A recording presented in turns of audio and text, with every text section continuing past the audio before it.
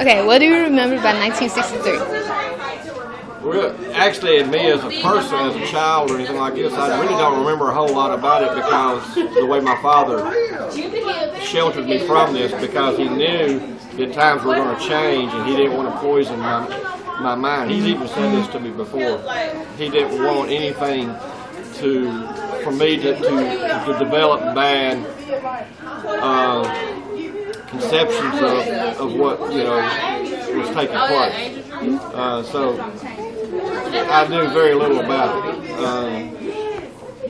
I learned more after school and college and things like this, and I was totally shocked at the things that people went through.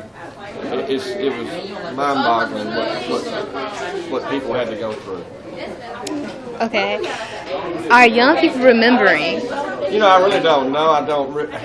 I think young people kind of block out. They want to see what they got right now. I honestly think that people don't remember the past as well as they should. I've always been a firm believer in you got to know where you came from before you know where you're going. And so I think the past is something that we need to teach. And if we don't teach, then we're going to lose our identity. I mean, it's the thing like the Negro League baseball. It's the thing like every color barrier things that we had to go through. It was significant in life, and we need to remember that. We need to hold on to that because that's our past. That's our history. What color can you color the era? What color can I do? Like you paint the era. The era? The era, the 1960s. There again, it'd be hard for me, but that would depend on the person. Everything was bright and cheerful and things like this, but there again, I saw things from my side of the world. I didn't see things from their side, so I didn't understand. But I would probably have a different perspective of what it was like, what it'd be like today. My view today, but my color then was bright, cheerful, things like that. On the other hand, the black people would probably be brown, gray, dark. I can only speculate that. Okay. Can you tell the baseball story you told me? The baseball story. The baseball? Okay.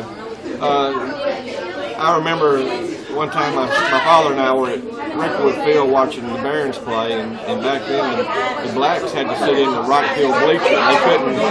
They couldn't sit where the white people were. And we were sitting there, and it started raining, and everybody got up underneath the shed. The cover covered the grandstands, it didn't cover the box seats, so everybody moved up underneath the thing, and everybody but the black people. And I was sitting there saying, hey, why don't they move up underneath the frame here? And he said they can't. So I thought for a minute, and I just didn't say anything for a minute. He said, why? He said, because of the color of their skin. And I thought for another minute, and I thought for another minute, and I said, that's not right. And he said, no, it's not, and it's changing. He made me understand that this was wrong, and it was going to be changed. He didn't poison my mind by telling me, yeah, they belong there or they don't belong anywhere else or that. He didn't poison my, he could have, and I'm sure other people would have, but he didn't. And he chose to teach me that equality was coming and it needed to be. Okay. Has the 4th Avenue district changed? Considered from before the 60s, probably so, because the only ones that shopped there before the 60s were probably blacks.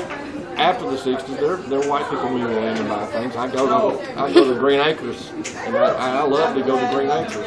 But and I don't think a thing about it. But it was probably more segregated then than it is today. I think, although it's probably more segregated per se, even though some white people would go in and buy.